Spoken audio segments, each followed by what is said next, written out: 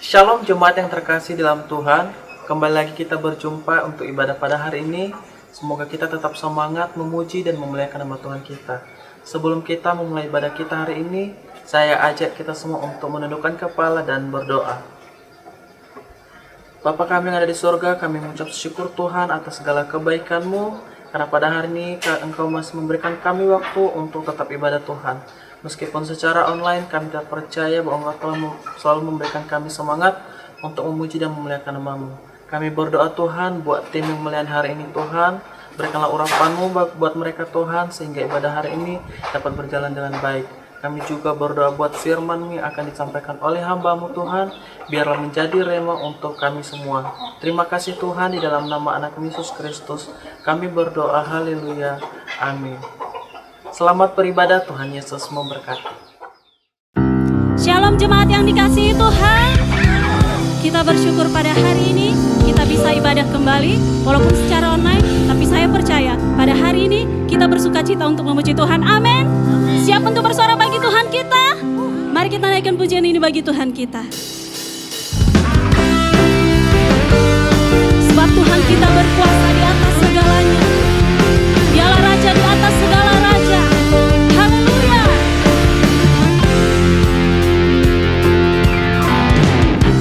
Tuhanku maha besar, Tuhanku maha kuasa, Raja segala raja.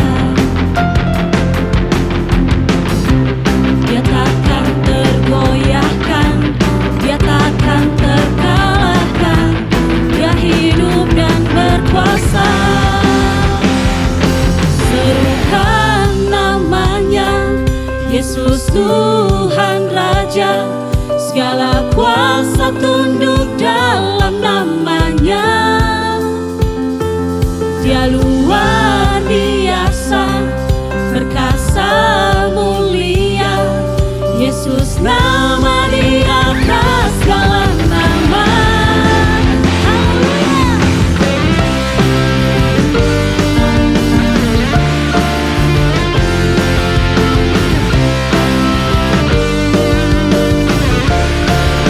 Tuhanku maha besar,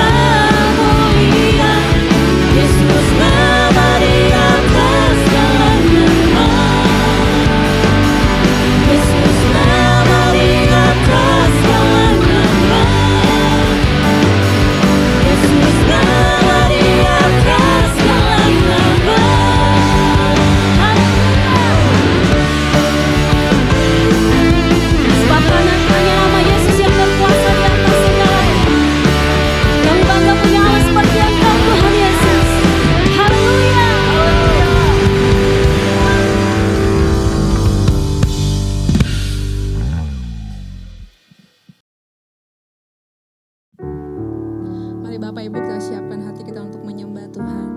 Kita beri yang terbaik buat Tuhan saat ini. Kita pujian kita, penyembahan kita untuk menyenangkan hati Tuhan. Terima kasih Tuhan, terima kasih Yesus.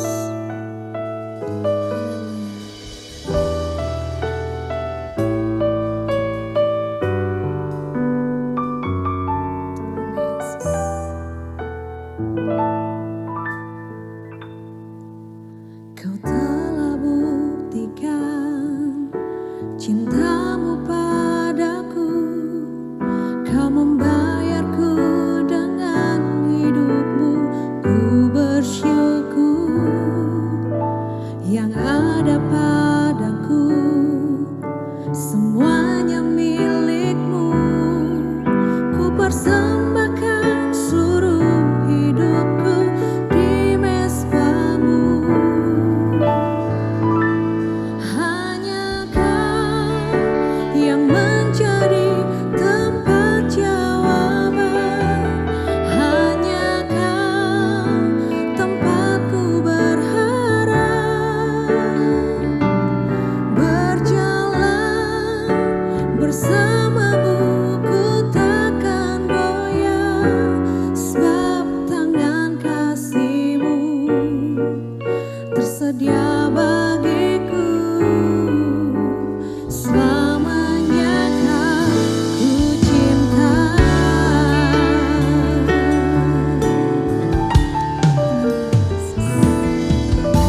Kau telah buktikan cintamu padaku, kau membayarku dengan hidupmu. Ku bersyukur yang ada padaku, semuanya milikmu. Ku persembahkan seluruh hidupku di mezbamu. Hanya Kau yang menjadi tempat jawaban. Hanya Kau tempatku berharap. Berjalan bersamamu ku takkan goyah, sebab tangan kasih-Mu tersedia bagiku. Selamanya Kau ku cinta. Lebih sungguh katakan, hanya Kau yang menjadi tempat jawaban. satu-satunya tempatku berharap. Berjalan bersamamu ku takkan goyah, sebab tangan kasih-Mu tersedia bagiku. Selamanya Kau puji. Angkat tanganmu lebih sungguh katakan, hanya Kau yang menjadi tempat jawaban. Kau sumber jawaban hidup kami Tuhan. Amin.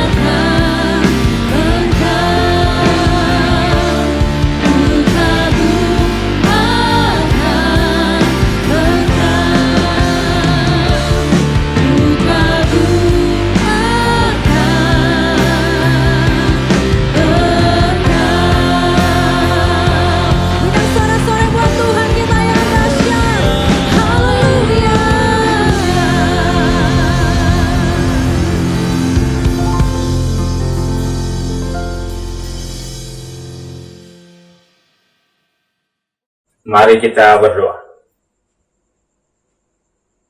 Tuhan, pada pagi ini kami mengucap syukur di mana kami boleh berkumpul untuk memuji dan memuliakan nama-Mu. Saatnya Tuhan, kami akan mendengarkan firman-Mu. Biarlah firman-Mu yang disampaikan oleh hamba-Mu menjadi berkat bagi kami semua. Terima kasih Tuhan, kami sambut firman-Mu hanya di dalam nama Tuhan Yesus. Haleluya. Amin. Selamat pagi jemaat yang dikasihi Tuhan, Shalom. Saya percaya kalau kita mengangkat hati dimanapun kita beribadah, hadirat Tuhan akan menaungi hidup kita. Hari ini saya akan menyampaikan firman dengan judul Murah Hati. Lukas pasal 6 ayat 36 berkata demikian. Hendaklah kamu murah hati, sama seperti Bapamu adalah murah hati. Saudara sekalian, menurut Kamus Besar Bahasa Indonesia, murah hati artinya suka memberi atau mudah memberi, tidak pelit. Tetapi murah hati juga berarti penyayang dan pengasih, suka menolong dan baik hati.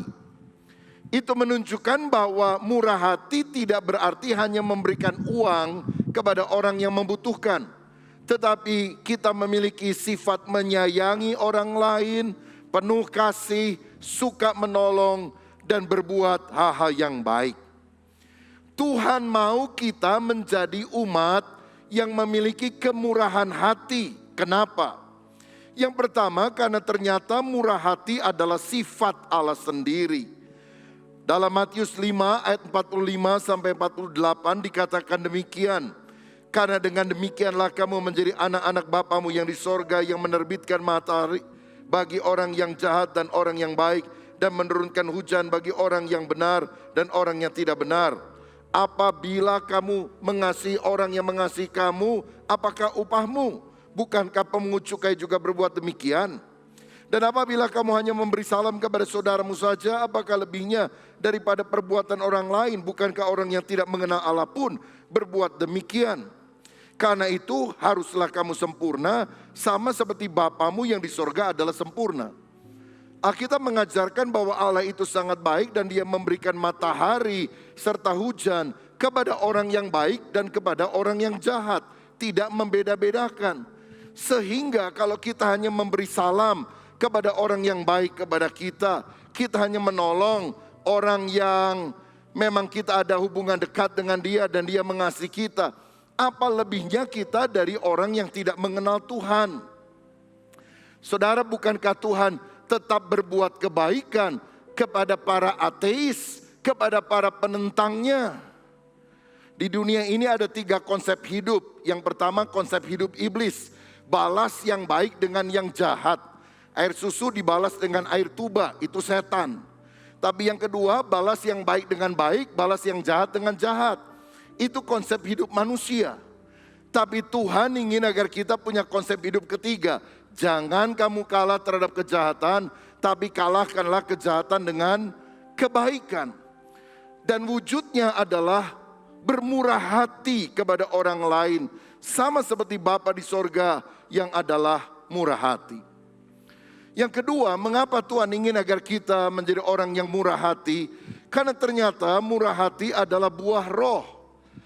Buah roh adalah kasih, sukacita, damai sejahtera, kemudian kemurahan. Buah roh adalah karakter orang yang telah diperbaharui oleh Roh Kudus ketika kita percaya kepada Yesus Kristus. Ini sebetulnya bukan sifat pembawaan asli atau awal kita, tapi setelah Roh Kudus ada di dalam hati kita, Dia membawa kasih Allah. Dan salah satu wujud kasih adalah murah hati. Karena 1 Korintus 13 berkata kasih itu murah hati. Berarti kalau kita penuh dengan Roh Kudus, cirinya adalah murah hati, tidak suka mendendam, tidak memiliki kepahitan.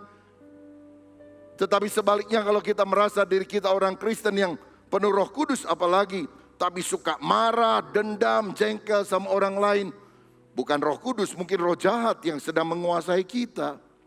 Sebab buah roh itu adalah kemurahan hati.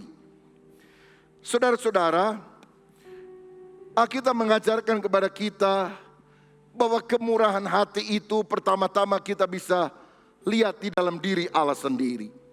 Karena Tuhan itu murah hati kepada kita, maka kita tidak menerima apa yang seharusnya kita terima, yaitu hukuman.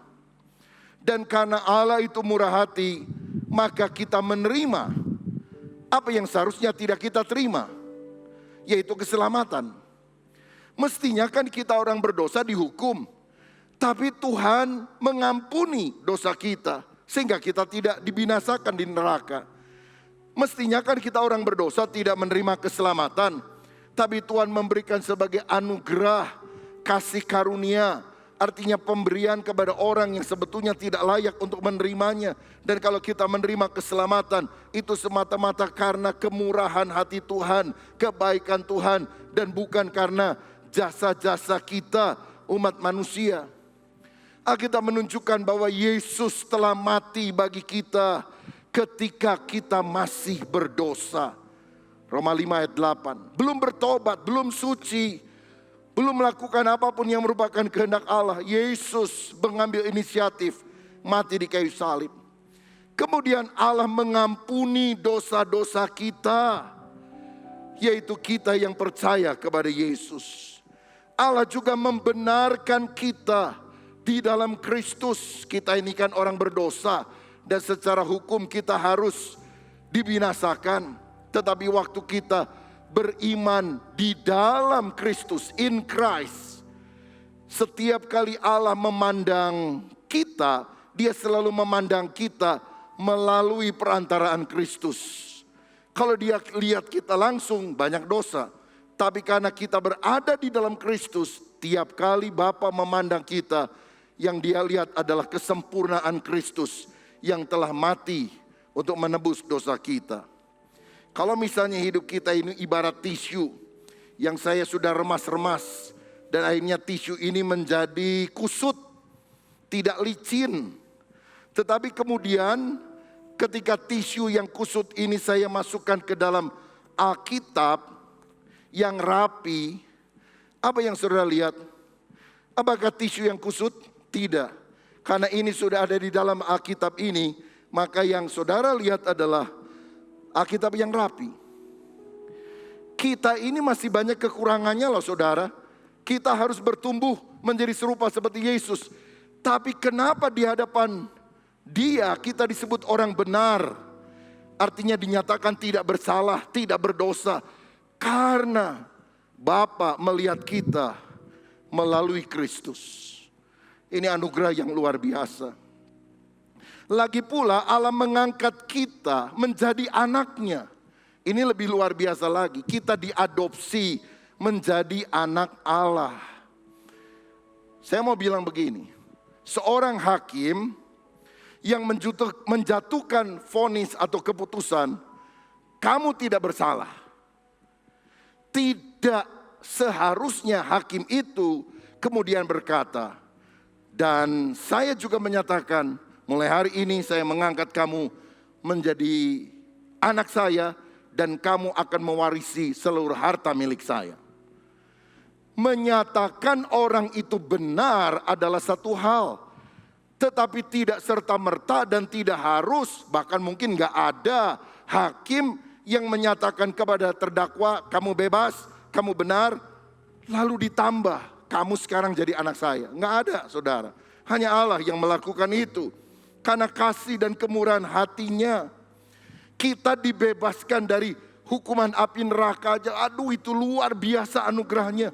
Kok mau-maunya Tuhan mengangkat kita menjadi anaknya, sehingga kita disebut sebagai anak yang bisa memanggil Dia sebagai Bapa. Ada keintiman. Inilah kemurahan hati Tuhan. Kalau Tuhan lihat salahnya kita masuk neraka semuanya saudara. Tapi karena Dia murah hati, Dia meluputkan kita dari hukuman dan memberikan kehidupan yang kekal. Karenanya kita harus mencontoh sifat Allah ini. Siapa tokoh di dalam perjanjian lama yang kita bisa tiru teladannya dalam kemurahan hati? Salah satunya adalah Daud, saudara. Ketika Daud menjadi raja, dia bertanya kepada para pengawalnya, kamu tahu nggak masih ada keturunan Raja Saul nggak yang hidup? Mungkin pengawalnya pikir, wah gawat nih, jangan-jangan Daud akan membantai, membunuh semua keturunan Raja Saul. Karena Saul itu kan raja yang pernah berkali-kali mencoba membunuh Daud. Jangan-jangan balas dendam nih. Lalu seorang bilang, ada raja, dia adalah Mephiboset, cucunya Raja Saul, masih hidup. Tapi dia sudah timpang kedua kakinya, nggak bisa apa-apa. Tapi raja berkata, suruh ke sini. Orang berpikir juga, aduh mau diapain ini. Tapi ternyata ketika Mephiboset dengan ketakutan datang kepada Daud, berlutut, dia bilang, bangun Mephiboset, mulai hari ini kamu akan kujadikan anakku. Kamu makan sehidangan dengan aku. Yang pertama, Daud mengampuni kesalahan daripada Saul dan juga berimbas pada keturunannya. Dia tidak bunuh, dia tidak membenci, dia tidak dendam, dia mengampuni. Bukankah ini ciri dari kemurahan hati? Yang kedua, dia menjadikan Mephiboset sebagai anaknya yang boleh makan sehidangan dengan anak-anak raja yang lain, anak-anaknya Daud.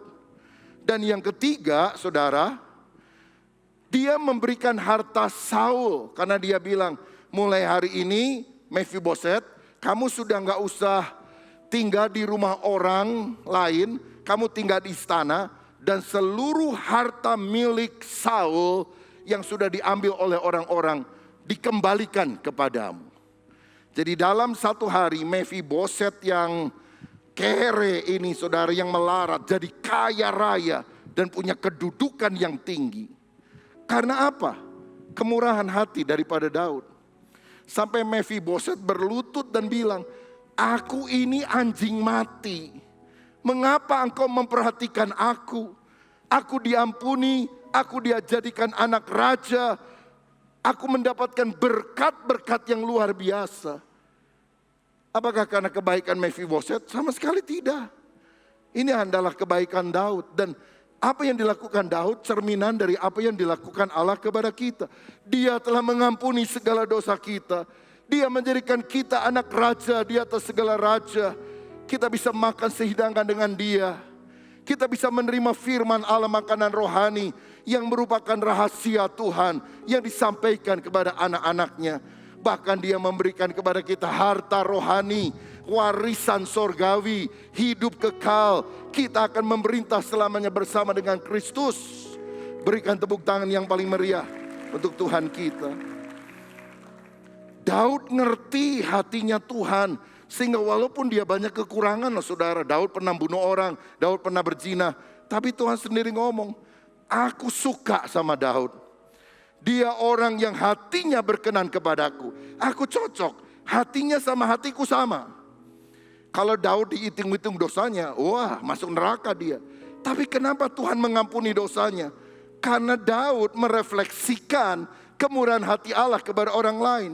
Daud mengampuni orang lain, Daud menjadikan orang itu sebagai anaknya. Bahkan Daud memberikan harta yang melimpah, memberi kepada Mephiboset. Kalau kita merasa kita anak Tuhan tapi kita masih hidup dalam kepahitan, kebencian, tidak mau mengampuni orang lain, apa layak kita memanggil dia sebagai Bapa? Karena kita tidak mengalirkan kasih itu kepada sesama kita. Contoh yang lain dalam perjanjian baru, ini dikisahkan langsung oleh Tuhan Yesus. Orang Samaria yang murah hati. Satu kali ada orang yang turun dari Yerusalem ke Yeriko, dirampok di tengah jalan, ditelantarkan hampir mati. Imam lewat, kasihan tapi tidak menolong. Orang Lewi juga lewat, tapi dia tidak mau memberikan bantuan. Karena mungkin mereka pikir, jangan-jangan ini cuma siasat. Pura-pura mati, waktu aku berhenti, lalu menolong dia. Ini teman dari para penyamun ini datang, lalu akhirnya saya yang kena celaka. Cepet-cepet aja. Kalau imam mikir gini, loh saya kan mesti tugas di bait suci, dan menurut hukum Taurat, orang yang memegang mayat itu najis, tidak boleh pelayanan di bait suci. Lah saya kan sudah siap pelayanan, nanti najis, nggak boleh pelayanan. Udah tinggalin saja. Tapi Yesus memberikan contoh ketiga, orang Samaria yang murah hati. Orang Samaria itu diremehkan sama orang Yahudi, saudara. Dan hubungan mereka juga nggak rukun. Tapi melihat orang ini, si Samaria yang dianggap warga negara kelas 2. Karena sudah dianggap bukan Yahudi asli. Sudah blasteran, sudah campuran. Dia yang ternyata menolong orang yang terluka ini. Saudara, murah hati berarti ketika melihat ada orang yang kemalangan, kita berbelas kasihan. Dan lebih daripada itu, kita melakukan tindakan nyata, bahkan rela berkorban untuk menolong orang itu, bahkan tidak mengharapkan balasan, tulus. Lihat orang Samaria ini, dia mengobati lukanya, dia menggendong dan menaruhnya di keledainya, membawa ke rumah penginapan, memberikan minyak dan anggur, dan memberikan uang kepada pemilik penginapan. Dia bilang, saya masih ada urusan bisnis, nanti setelah selesai saya balik lagi. Ini uangnya, tolong rawat dia. Kalau kurang nanti saya bayar. Ini orang yang dia tidak kenal. Gak ada untungnya. Dia gak minta balasan apa-apa. Semua karena rasa iba, rasa kasihan. Tapi kemudian dia bertindak. Kalau saudara lihat ada orang susah lalu geleng-geleng kepala berkata, cek. Kasihan sekali, kasihan sekali. Tapi kita nggak menolong. Buat apa saudara? 1 Yohanes 3 ayat 17-18 berkata, barang siapa mempunyai harta duniawi dan melihat saudaranya menderita kekurangan, tetapi menutup pintu hatinya terhadap saudaranya itu, bagaimanakah kasih Allah dapat tetap di dalam dirinya? Anak-anakku, marilah kita mengasihi bukan dengan perkataan atau dengan lidah, tetapi dengan perbuatan dan dalam kebenaran. Karena kasih Allah itu dari atas selalu mengalir lewat kita. Kalau kita tidak tergerak hati menolong orang lain, jangan-jangan kita tidak pernah mengasihi, mendapatkan kasih Allah. Karena kalau saudara disentuh oleh kasih Allah, kita akan mengalirkan kepada orang lain.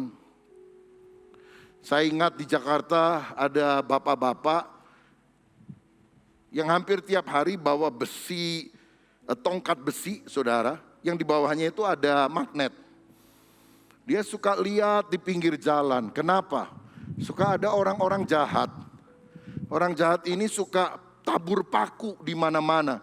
Sehingga kalau ada motor, mobil melintas, kena paku, kempes bannya, begitu berhenti, diperes sama gerombolan ini. Jadi si bapak bawa tongkat besi dan dia ambilin itu paku-paku dengan magnetnya. Apa untungnya? Nggak ada untungnya. Siapa yang dia tolong? Dia juga nggak kenal. Apakah ada resiko? Oh iya, bisa digebukin sama itu orang-orang jahat. Tapi dia melakukannya. Saudara, bukankah ini bukti kemurahan hati yang nyata? Ada seorang pemuda yang jalan-jalan di pinggir pantai. Kemudian dia lihat ada banyak sekali binatang laut yang dikenal dengan nama bintang laut. Ya. Lalu dia ambil bintang laut. Yang pertama dia lempar ke dalam air. Bintang laut yang kedua dia lempar ke dalam air. Oh saudara, banyak sekali bintang lautnya. Dan seorang teman yang menyertai dia bilang, ngapain kamu lempar itu? Kasihan kalau lama-lama di pasir kan mati. Dia kan perlu air, udahlah saya lempar aja. Percuma, ini kan ribuan ini bintang laut yang lagi terdampar. Kamu cuma lempar beberapa kan apa gunanya? Dia bilang, memang aku gak bisa tolong ribuan, tapi setidaknya yang satu ini aku bisa tolong.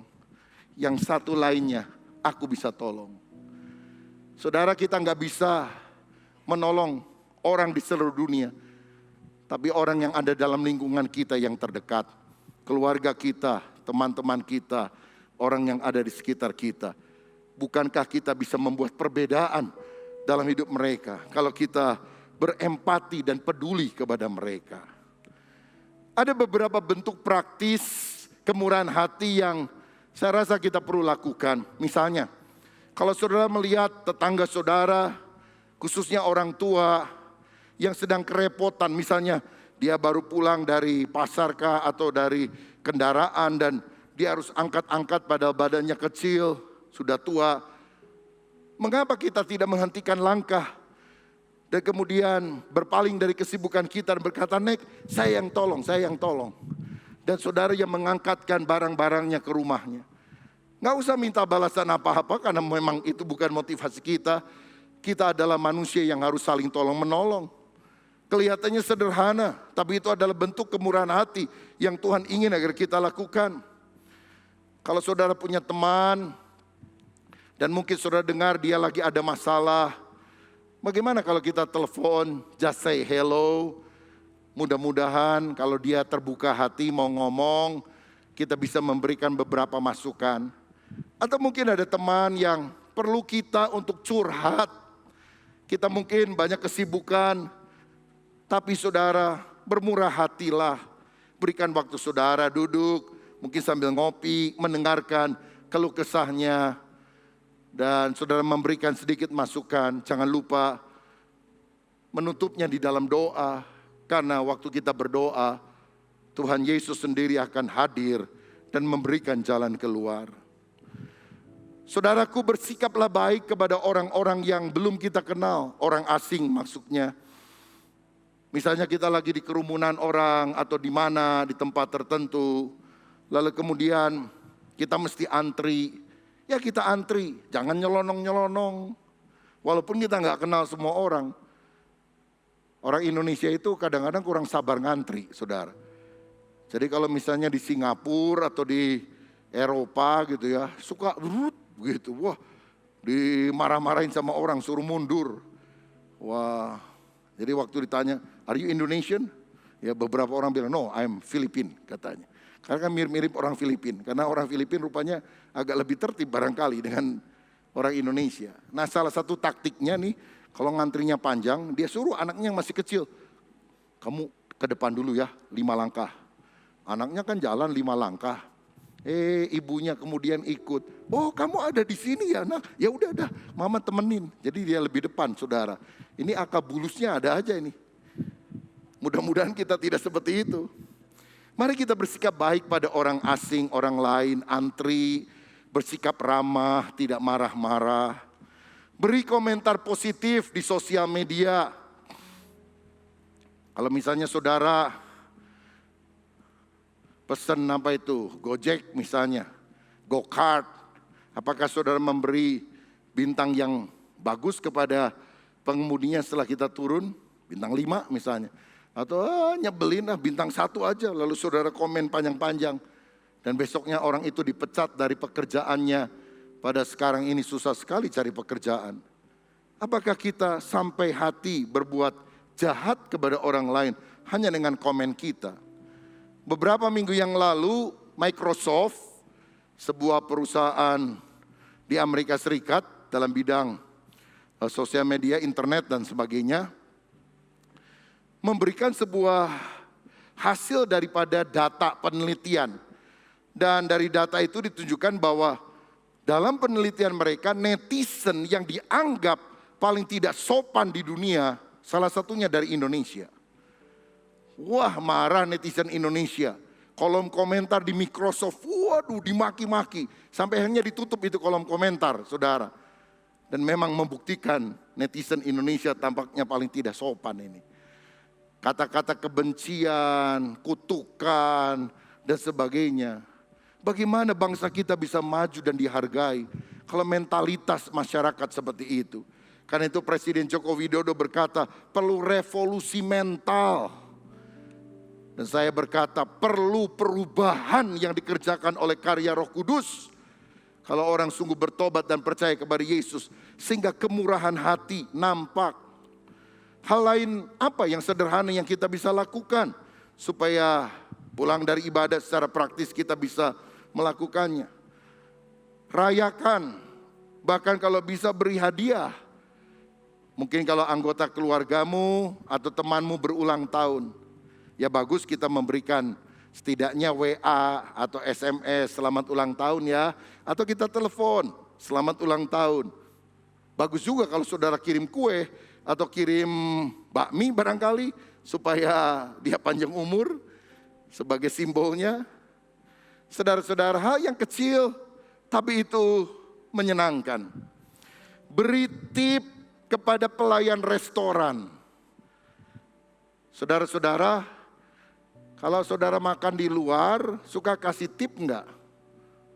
Ah, nggak usah, kan udah digaji, udah ada itu. Oke. Tapi kan kemurahan hati itu artinya memberi lebih dari yang dituntut, lebih dari yang seharusnya. Kalau saudara pesan makanan kepada Gojek, saudara selain kasih bintang, saudara suka kasih tip atau tidak? Apa sih artinya memberi tip 2.500 atau 5.000 rupiah? Nggak bikin dia kaya. Atau 10.000, nggak bikin dia kaya raya. Tapi dia senang, dia bisa tersenyum.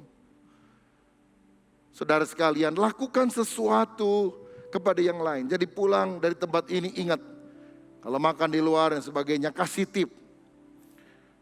Sebab orang juga kerjakan gajinya sangat terbatas. Dan kalau kita bisa memberikan berkat, walaupun tidak terlalu besar, menurut ukuran saudara, itu adalah sebuah kemurahan hati. Memberi lebih dari seharusnya, lebih dari yang diharapkan. Kasih barang-barang bagus kepada anggota keluarga saudara atau kepada temanmu. Kalau ngasih itu jangan yang udah nggak kepake, yang udah butut, yang udah sisa, ya. Karena orang lain itu kan bukan tong sampah, saudara. Kenapa saudara tidak kasih yang terbagus?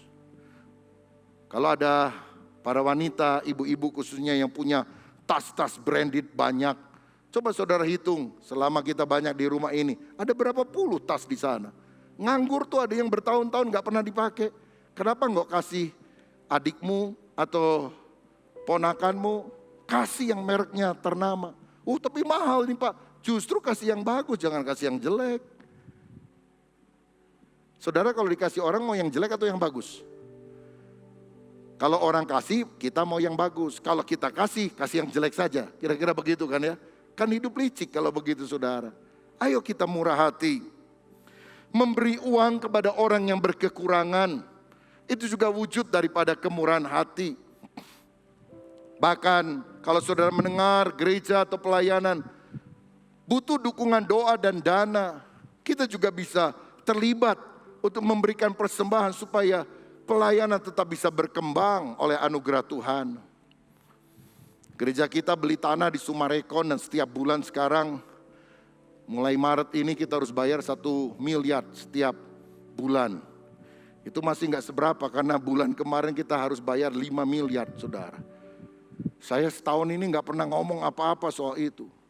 Walaupun dalam tantangan, kesulitan, tapi kita lakukan bagian kita. Karena kita sudah janji kita harus melunasinya. Saudara doakan. Saudara yang diberkati ikut menabur. Supaya kebutuhan-kebutuhan yang ada, rencana bisa berjalan oleh anugerah Tuhan. Apa akibatnya kalau kita murah hati? Matius 5 ayat 7 berkata, berbahagialah orang yang murah hatinya, karena mereka akan beroleh kemurahan. Ada 2 berkat yang dicatat di sini. Yang pertama, orang yang murah hati akan berbahagia.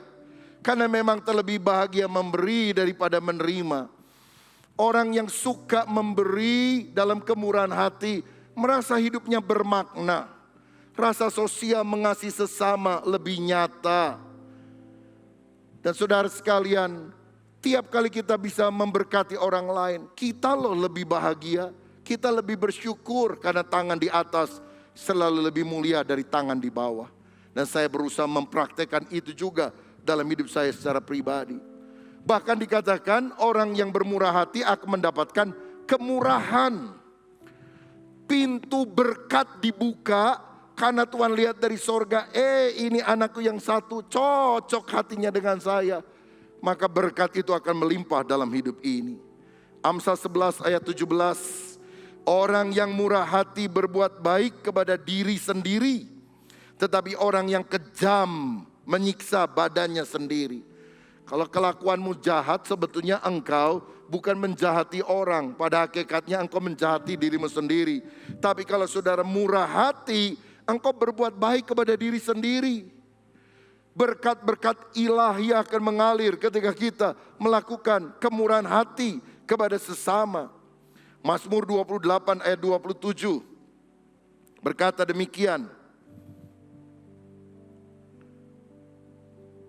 Siapa memberi kepada orang miskin tidak akan berkekurangan. Tetapi Amsal 28 ya, ayat 27. Siapa memberi kepada orang miskin tak akan berkekurangan. Tetapi orang yang menutup matanya akan sangat dikutuki. Kalau kita memberi kepada orang miskin, Tuhan bilang kamu tidak akan kekurangan. Tuhan akan mensuplai berkat itu. Dan jangan pernah bilang, oh Tuhan nanti kalau sudah kaya baru saya memberi kepada orang lain. Saudara ingat 5 roti dan 2 ikan itu dibagikan menjadi berkat bagi 5.000 orang. Tapi sebelumnya ditaruh dulu di tangan Yesus. Apakah setelah Yesus mendoakan 5 roti itu berubah jadi 5 roti bantal yang gede-gede? Atau 2 ikan yang kecil itu tiba-tiba berubah jadi ikan paus? Sehingga semua orang bisa makan kenyang? Enggak. Waktu Yesus berdoa, rotinya tetap kecil, ikannya tetap kecil. Tapi waktu dia membagi-bagikannya, mujizatnya terjadi. Enggak pernah habis apa yang dibagikan itu. Itu sebabnya jangan doa, Tuhan jadikan saya orang kaya, baru saya sumbang gereja, saya sumbang panti asuhan, saya sumbang orang miskin. Itu bukan cara kerjanya Tuhan. Cara kerjanya Tuhan, apa yang ada padamu, belajar menabur. Apa yang saudara punya sedikit, tapi waktu engkau bagi, mujizat pelipat gandaan akan terjadi. Apa yang saudara bagi tidak akan habis-habis. Karena Tuhan akan selalu menjadi Yehova Jireh, Allah yang menyediakan segala keperluan kita. Amsal 11 ayat 24-25 berkata demikian. Ada yang menyebar harta tapi bertambah kaya. Ada yang menghemat luar biasa namun selalu berkekurangan. Siapa banyak memberi berkat, diberi kelimpahan. Siapa memberi minum, ia sendiri akan diberi minum. Dunia mengajarkan hemat pangkal kaya. Tapi Alkitab bilang ada orang berhemat selalu kekurangan. Ciri supaya kita kelimpahan apa? Belajar menabur. Petani yang berhenti menabur akan berhenti menuai. Belajar menabur. Miliki hati yang berkecukupan, bersyukur, menabur. Itu kunci diberkati Tuhan. Nanti sore dalam ibadah 4:30, saudara bisa lihat juga secara online. Saya akan khotbah yang lain dengan judul Hidup Berkecukupan. Supaya khotbah pagi dan sore saling melengkapi. Saudara sekalian, hemat pangkal kaya itu ekonomi dunia. Tapi Alkitab berkata menabur menyebabkan berkat Allah melimpah. Karena sumbernya dari Tuhan dan Tuhan tidak ingin kita mampet macet, tapi mengalirkan kepada orang lain. Ayat penutup Amsal 19 ayat 17. Siapa menaruh belas kasihan kepada orang yang lemah, memiutangi Tuhan yang akan membalas perbuatannya itu. Tuhan pernah utang gak saudara sama kita? Gak pernah kan? Kita yang banyak utang sama Tuhan. Tapi Alkitab bilang kalau engkau memperhatikan orang lemah, engkau seakan-akan kasih pinjam sama Tuhan. Dan kalau saudara memiutangi Tuhan, Tuhan bayarnya gak lama-lama. Dan Tuhan gak pernah bayar persis seperti apa yang saudara pinjamkan kepada dia. Dia berkati kita dengan berkat yang luar biasa. Mau gak kita jadi orang yang memiutangi Tuhan? Caranya sederhana, perhatikan orang yang lemah. Karena waktu engkau memberi kepada orang yang lemah, Tuhan di sorga lihat, wah dia memberikan utang sama saya mesti balas. Apa yang kamu lakukan kepada saudaraku yang paling kecil, paling hina, kamu sudah melakukan bagiku, kata Tuhan. Dan kalau kita bermurah hati, saya jamin pintu kemurahan hati Tuhan akan terbuka dan dinyatakan dalam hidup saudara. pada masa-masa pandemi ini tetap ikuti prinsip firman Tuhan yang tidak pernah berubah. Dan kalau kita sungguh-sungguh memiliki hati yang berkemurahan, penuh kasih, suka menolong orang lain, tidak hanya secara materi, tapi dengan perhatian, dengan pujian, dengan bantuan, dengan pertolongan, dengan doa. Tapi juga kalau saudara mampu dengan harta benda, dengan keuangan, Tuhan melihat dan berkata, orang ini memiutangi aku akan membayar segera dan melimpahi berkat yang luar biasa. Ini doa saya, saudara semua yang mengikuti firman Tuhan ini, diberkati oleh Tuhan, tubuh, jiwa, dan rohmu diberkati oleh Tuhan.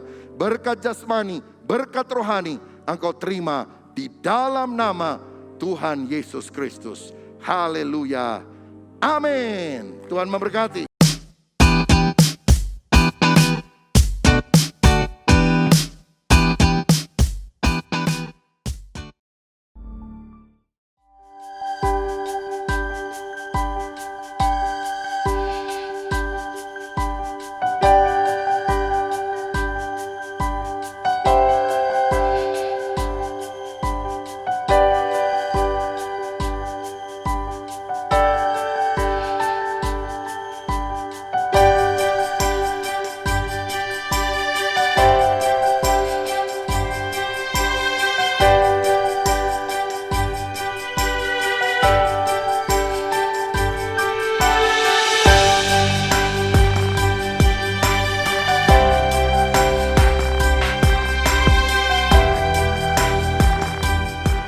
Shalom saudara terkasih, GBI Betel Kedoya akan mengadakan penyerahan anak yang akan diadakan pada hari Minggu 21 Maret 2021 pukul 10 pagi di Food Hall lantai 3. Acara ini akan menerapkan protokol kesehatan. Untuk itu ada beberapa hal yang harus saudara perhatikan. Yang pertama, wajib memakai masker dan menggunakan face shield. Yang kedua, pastikan saudara sudah menerima giliran jam untuk penyerahan anak. Untuk pendaftaran dan informasi selengkapnya, Bapak Ibu dapat menghubungi Ibu Hera di nomor di bawah ini. Demikian informasi ini, Tuhan Yesus memberkati. Shalom Papa Mama, Opa Oma, dan wali anak-anak dari Kids Betel Kedoya. Saya Ratna mewakili Kids Betel Kedoya ingin menyampaikan beberapa hal. Rencananya Kids Betel Kedoya akan mengadakan ibadah spesial. Kali ini kita yang sudah lama tidak berkumpul di dalam gereja, anak-anak tidak hadir dalam Sunday School, kali ini kami berencana untuk mengadakan acara ibadah bersama kakak-kakak yang melayani mereka selama ini. Jadi rencananya ibadahnya akan diadakan pada tanggal 28 Maret 2021 pukul 10. Jadi ini secara live, dimohon anak-anak untuk on time. Dan akan dilayani oleh Kak Maria, Kak Halason, dan Kak Ratna. Acaranya adalah kita akan puji-pujian, kemudian firman, dan yang terakhir aktivitas eksperimen. Jadi saya berharap anak-anak bisa mengikuti ibadah online tersebut. Link akan diberikan 1 hari sebelumnya. Dan ada beberapa materi yang kami harapkan anak-anak untuk mempersiapkan sebelum ibadah ini dimulai. Ibadah ini bertemakan mengaku dan diampuni. Jangan lupa ya untuk join dalam link Zoom yang akan dibagikan. Terima kasih, sampai ketemu semuanya. God bless you all.